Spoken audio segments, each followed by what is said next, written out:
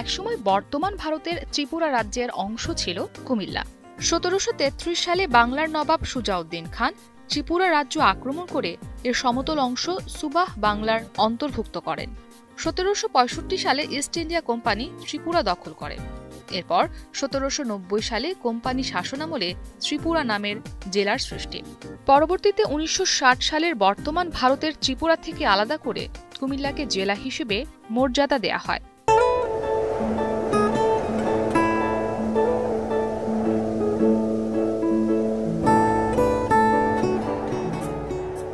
ত্রিপুরার রাজারা একসময় গ্রীষ্মকালীন অবকাশ যাপনের কেন্দ্র হিসেবে গোড়াপত্তন করেছিলেন কুমিল্লার। কুমিল্লার বুক জুড়ে রয়েছে অসংখ্য আদি নিদর্শন। প্রাচীন সভ্যতার নীরব সাক্ষী কুমিল্লা।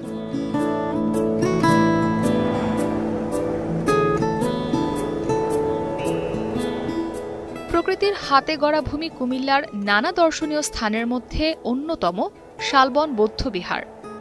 শালবন বিহার কুমিল্লার শহর থেকে প্রায় ৬ কিলোমিটার দক্ষিণ পশ্চিমে ও লালমাই ময়নামতি পাহাড়ের পূর্ব দিকে অবস্থিত। খ্রিস্টীয় ৭ শতকের মধ্যভাগ হতে ৮ শতকের মধ্যভাগ পর্যন্ত দেববংশের শাসকগণ শালবন বৌদ্ধ বিহারের মূল ফটকের পূর্ব পাশে খননের ফলে একটি প্রাচীন কূপের কাঠামো উন্মোচিত হয়। সেই সময়কার বৌদ্ধ শাসক শ্রেণী ও ভিক্ষুগণ এই কূপ থেকে পানি আহরণ করে যাবতীয় প্রয়োজন মেটাতেন বলে ধারণা পাওয়া যায়। কূপটির সময়কাল আনুমানিক ৭ হতে ৮ শতক।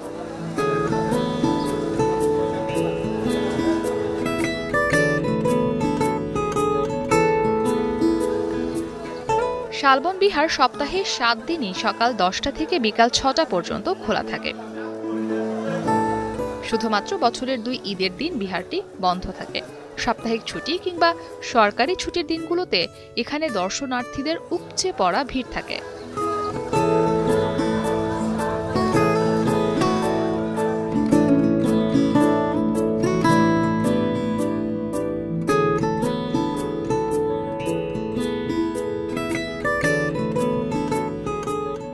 মন্দির ও মন্দিরের আশপাশে কয়েক দফা প্রত্নতাত্ত্বিক খননের মাধ্যমে বিভিন্ন ধরনের পোড়ামাটির ফলক, ব্রোঞ্জের মূর্তি, নকশাকৃত ইট ও মুদ্রাসহ বিভিন্ন মূল্যবান প্রত্নতত্ত্ব পাওয়া গিয়েছে।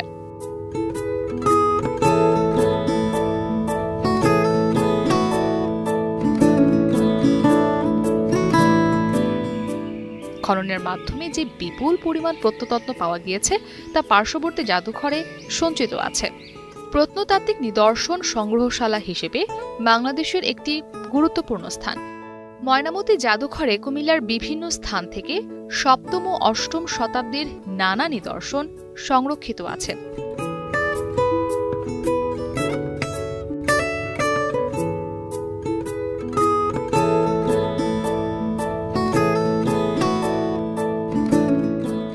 প্রাচীন নিদর্শনগুলোর মধ্যে ব্রোঞ্জ ও পাথরের ছোট বড় মূর্তি, ব্রোঞ্জের বিশাল খঞ্চা, স্বর্ণ ও রৌপ্য মুদ্রা, পোড়ামাটির ফলক, ব্রোঞ্জ, তামা ও লোহার সামগ্রী, মাটির খেলনা, কাঠের নিদর্শন, মৃৎশিল্প নিদর্শন এবং প্রাচীন হস্তলিপির পাণ্ডুলিপি উল্লেখযোগ্য। জাদুঘরের এভিডেন্সগুলি কিন্তু ভাটার স্রোতে তোমার ক্ষমতা নেই সে পথ থেকে ফেরানোর, আর তার চেষ্টাও করো না। তোমাকে লেখা এই আমার প্রথম ও শেষ চিঠি হোক। যেখানেই থাকি বিশ্বাস করো আমার অক্ষয় আশীর্বাদ কবচ তোমায় ঘিরে থাকবে। তুমি সুখী হও, শান্তি পাও, এই প্রার্থনা।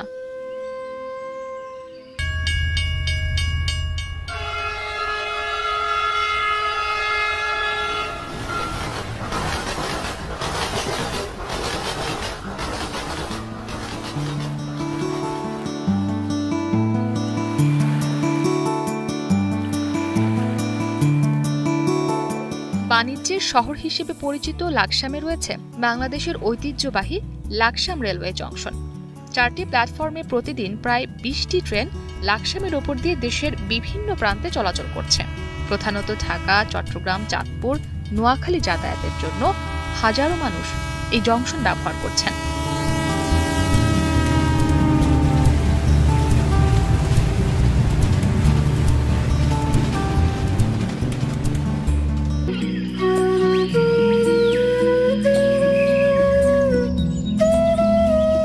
লাকসাম রেলওয়ে জংশন থেকে মাত্র কয়েক কিলোমিটার দূরে পশ্চিম গাঁওয়ে ডাকাতিয়া নদীর পাড়ে রয়েছে নবাব ফয়জুন্নেসার পৈতৃক বাড়ি।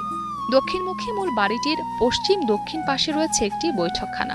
বাড়ির পশ্চিম পাশে রয়েছে মসজিদ, ঈদগাহ, কবরস্থান ও নবাব ফয়জুন্নেসা সরকারি কলেজ।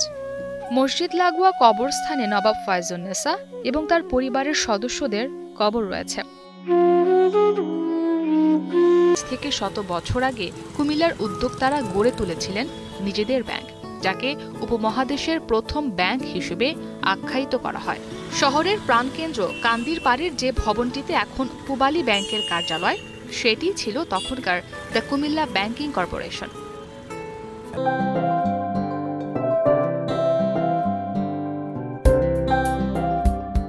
অনন্য স্থাপত্যশৈলীর আরেকটি নিদর্শন রয়েছে ব্যাংক ভবনটির পাশে কুমিল্লা বীরচন্দ্র গণপাঠাগার ও নগর মিলনায়তন, যেটি কুমিল্লা টাউন হল নামে পরিচিত।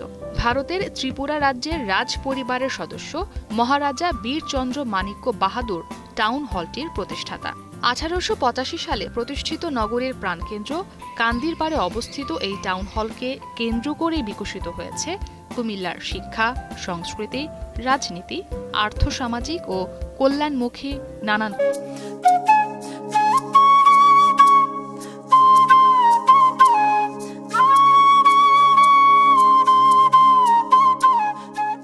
শতবর্ষের ঐতিহ্যবাহী কুমিল্লা ভিক্টোরিয়া কলেজ প্রতিষ্ঠিত হয় 1899 সালে।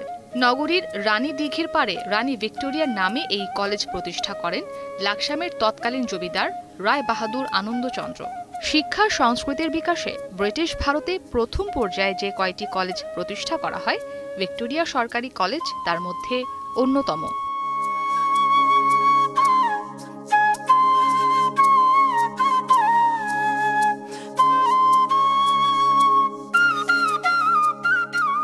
যতদূর জানা যায়, বিজ্ঞানী সত্যেন্দ্রনাথ বসু ছিলেন এই কলেজের প্রথম অধ্যক্ষ, যিনি 1947 সাল পর্যন্ত কর্মরত ছিলেন। এছাড়াও উপমহাদেশের কিংবদন্তি শিল্পী শচীন দেব বর্মন, ভাষা সৈনিক শহীদ ধীরেন্দ্রনাথ দত্ত, অধ্যাপক Mozaffar Ahmad, sector commander major অবসরপ্রাপ্ত রফিকুল ইসলাম বীর উত্তম, অজয় রায়, শিবনারায়ণ দাস এ কলেজের শিক্ষার্থী ছিলেন।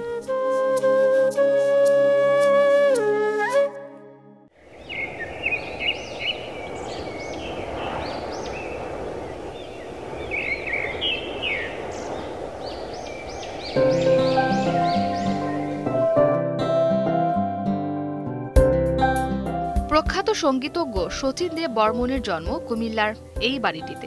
ভারতীয় নাগরিক হিসেবে পৃথিবী বিখ্যাত হলেও কুমিল্লায় কেটেছে তার শৈশব। ছোটবেলা থেকে এই বাড়িতেই সঙ্গীতময় পরিবেশে বেড়ে ওঠেন তিনি। বাবা ছিলেন একজন সেতার বাদক ও ধ্রুপদী সঙ্গীত শিল্পী, যার কাছেই তার সঙ্গীতের প্রথম তালিম। এরপর তিনি দীক্ষা নেন ওস্তাদ বাদল খান এবং বিশ্বদেব চট্টোপাধ্যায়ের কাছে। সঙ্গীতকে কেন্দ্র করে তার সাথে সখ্যতা ও এই বাড়িতে যাতায়াত গড়ে উঠেছিল কবি কাজী নজরুল ইসলাম সহ অনেক গুণীজনের। তার যে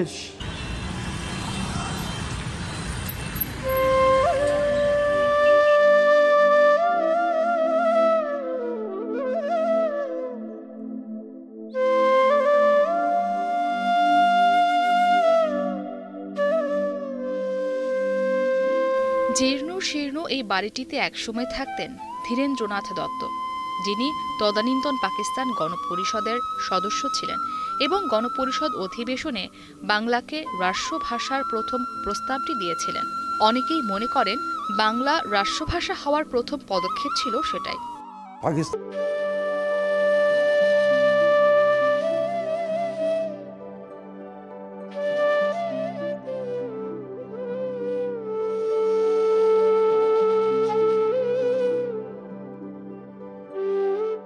ময়নামতি ওয়ার সিমেট্রি বাংলাদেশের কুমিল্লা জেলায় অবস্থিত একটি কমনওয়েলথ যুদ্ধ সমাধিস্থল। মূলত দ্বিতীয় বিশ্বযুদ্ধে নিহত তৎকালীন ভারতীয় ও ব্রিটিশ সৈন্যদের কবরস্থান। এটি 1943 থেকে 1944 সালে তৈরি হয়েছে। কুমিল্লা শহর থেকে প্রায় 7 কিলোমিটার দূরে কুমিল্লা ক্যান্টনমেন্টের খুব কাছে এই যুদ্ধ সমাধির অবস্থান। বাংলাদেশে দুটি কমনওয়েলথ রণ সমাধিক্ষেত্র আছে, যার অপরটি চট্টগ্রামে অবস্থিত। প্রতি বছর প্রচুর দর্শনার্থী যুদ্ধে নিহত সৈন্যদের প্রতি সম্মান জানাতে এ সকল রণসমাধি ক্ষেত্রে আসেন।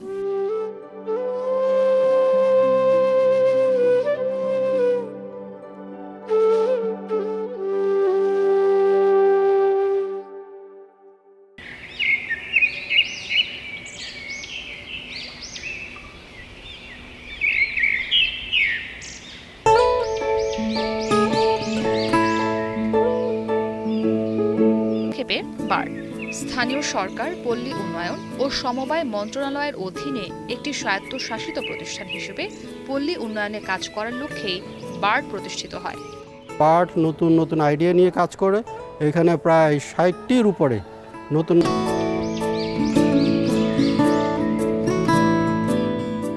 ময়নামতি পাহাড়ের অপরূপ নৈসর্গিক সৌন্দর্যকে অটুট রেখে গ্রিক স্থাপত্যের আদলে ডাকস এডিস ফার্মের নকশায় তৈরি এখানকার ভবনগুলো। ১৫৬ একর জায়গা জুড়ে রয়েছে দুর্লভ প্রজাতির ফুল ও ফলের গাছ।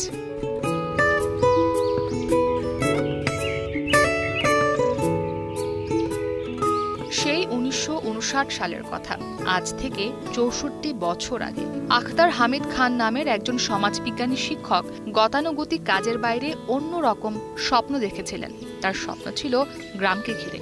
গ্রামের উন্নয়নের মাধ্যমে তিনি মানুষ ও সমাজের আর্থসামাজিক মুক্তির স্বপ্ন দেখেছিলেন। সেসব স্বপ্ন ডানা মেলেছে কুমিল্লায় তার প্রতিষ্ঠিত বাংলাদেশ পল্লী উন্নয়ন একাডেমির মাধ্যমে। শহরের উপকণ্ঠে শাকতলায় রয়েছে দুর্লভ প্রাচীন হাতে লেখা পাণ্ডুলিপির সংগ্রহশালা রামমালা গ্রন্থাগার ভবন। বাংলাদেশে এরকম প্রাচীন সংগ্রহশালা আর একটিও নেই। প্রাচীন এই গ্রন্থাগারে সংরক্ষিত আছে পুঁথি, শিল্প সাহিত্য ও সংস্কৃতির নানা নিদর্শন। দেশ বিদেশের বহু ধর্মসাগর ত্রিপুরার অধিপতি মহারাজা প্রথম ধর্মমাণিক্য ১৪৫৮ সালে ধর্মসাগর খনন করেন। এই অঞ্চলের মানুষের জলের কষ্ট নিবারণ করাই ছিল রাজার মূল উদ্দেশ্য।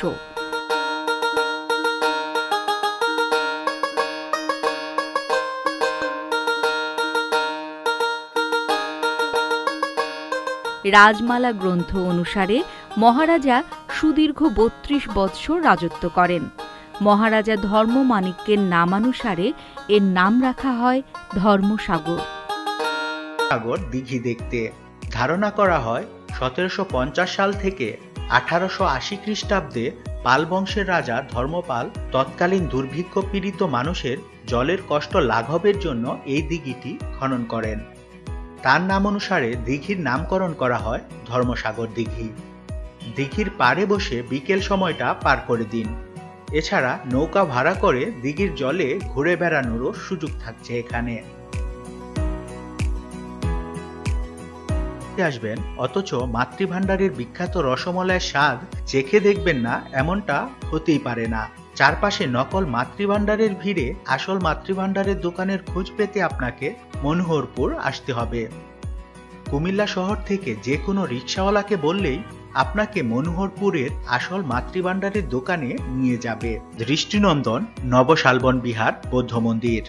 প্রায় ২.৫ একর জায়গার উপর প্রতিষ্ঠিত নবশালবন বিহারে স্থাপিত ৬ টন ওজনের ৩০ ফুট উচ্চতার বিশাল বৌদ্ধ মূর্তি এখানকার বিশেষ আকর্ষণ।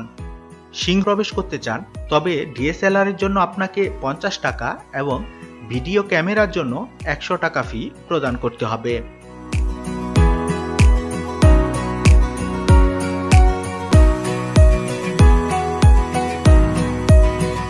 হোটেল থেকে দুপুরের খাবার খেয়ে চলে যেতে পারেন কুমিল্লার নতুন আকর্ষণ ম্যাজিক প্যারাডাইস পার্কে। চাইলে ম্যাজিক প্যারাডাইস পার্কের রেস্টুরেন্টে দুপুরের খাবার খেয়ে নিতে পারবেন। ২০টিরও অধিক ride, dinosaur park, water park নিয়ে কুমিল্লার সবচেয়ে সুন্দর ও বড় অ্যামিউজমেন্ট পার্ক ম্যাজিক প্যারাডাইসের প্রবেশ তোরণটি বেশ আকর্ষণীয়। শুধু পার্কের প্রবেশ টিকিটের মূল্য ২০০ টাকা। ওয়াটার পার্কের প্রবেশ টিকিটের মূল্য জনপ্রতি ৩০০ টাকা। আর পার্কের বিভিন্ন রাইডের টিকিট মূল্য ৫০ থেকে ১০০ টাকা। এছাড়া পার্কে বিভিন্ন প্যাকেজের মধ্য থেকে আপনার সুবিধামতো প্যাকেজ নিয়ে পার্কে প্রবেশ করতে পারবেন। ম্যাজিক প্যারাডাইস পার্ক প্রতিদিন সকাল ৯টা ৩০ মিনিট থেকে সন্ধ্যা ৬টা ৩০ মিনিট পর্যন্ত খোলা থাকে।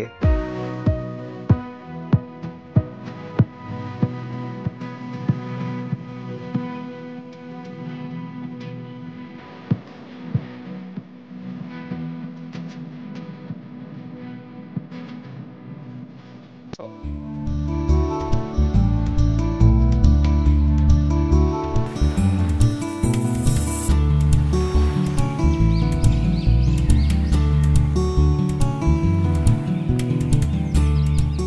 প্রত্নতাত্ত্বিক নিদর্শন ও স্থাপত্যের জন্য বেশ সুপরিচিত ঐতিহ্যবাহী জেলা কুমিল্লা। প্রাচীন এই জেলাটি অনেক অতীত ইতিহাস নিয়ে দাঁড়িয়ে আছে। অতীত এই নিদর্শনগুলোই জেলাটির ঐতিহ্যকে ধরে রেখেছে। সঠিক পর্যটন পরিকল্পনা এই শহরে যেমন পর্যটক টানতে পারে, তেমনি প্রত্নতাত্ত্বিক স্থাপনাগুলোর সংরক্ষণ না হলে দ্রুতই ঐতিহ্যবাহী রূপ হারিয়ে নিঃস্ব হতে পারে কুমিল্লা।